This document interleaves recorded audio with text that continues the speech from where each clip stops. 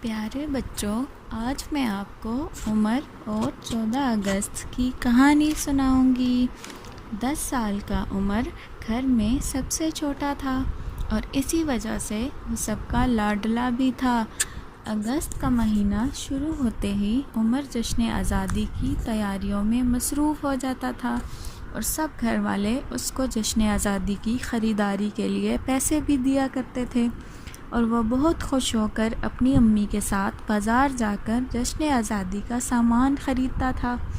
آج بھی وہ امی سے ضد کر رہا تھا کہ میرے ساتھ بازار چلیں تاکہ 14 اگست کا سامان خرید کر لا سکیں، کیونکہ 14 اگست میں بہت کم دن رہ گئے ہیں۔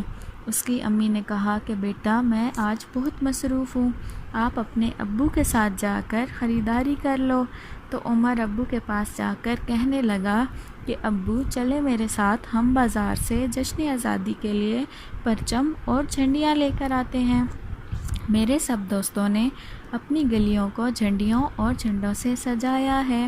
اس کے ابو نے کہا کہ ٹھیک ہے بیٹا، ہم ضرور چلیں گے، لیکن پہلے میں آپ کو اس پرچم کے بارے میں کچھ بتانا چاہتا ہوں۔ تو عمر نے کہا کہ ضرور ابو، آپ کیا بتانا چاہتے ہیں؟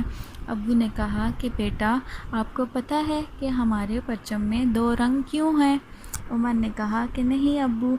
ابو نے کہا وہ اس لیے کہ سبز رنگ ہمارے ملک میں مسلم آبادی کو ظاہر کرتا ہے اور سفید رنگ اقلیتوں یعنی دیگر مذاہب کی آبادی کو ظاہر کرتا ہے، اور ان دونوں رنگوں کا ملاپ ہمارے پرچم میں یہ ظاہر کرتا ہے کہ پاکستان میں ہر شہری کو اس کے برابر حقوق حاصل ہیں اور ہر کوئی اپنے مذہب کے مطابق زندگی گزار سکتا ہے۔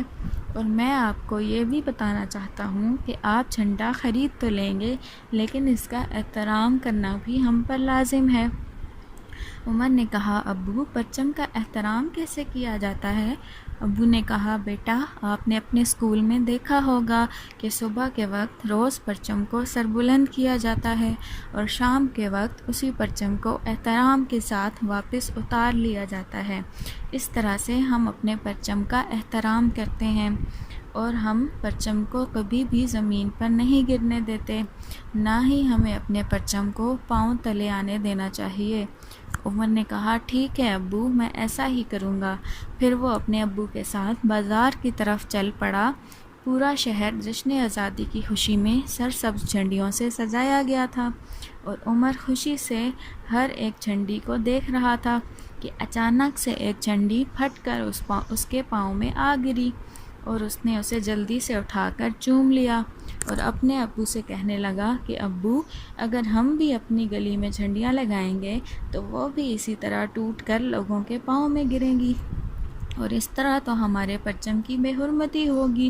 اس کے ابو نے کہا تم نے صحیح کہا بیٹے، ہمیں جھنڈیوں کی جگہ کچھ ایسا لگانا چاہیے کہ ہمارے ملک اور لوگوں کے لیے فائدہ مند بھی ہو اور ہمارے لیے بھی ثواب کا ذریعہ بنے۔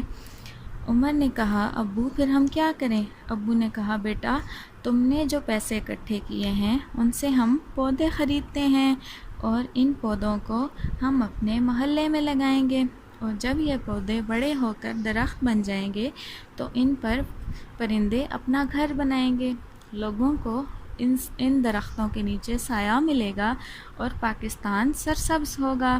تو بچوں، اس 14 اگست ہم بھی اپنے گھر پر ایک پرچم احترام کے ساتھ لگائیں اور ایک ایک پودا بھی اپنے ارد گرد لگائیں تاکہ ہم اپنے ملک کی خدمت کر سکیں۔ تو ٹھیک ہے بچوں، پھر ملیں گے ایک نئی کہانی کے ساتھ۔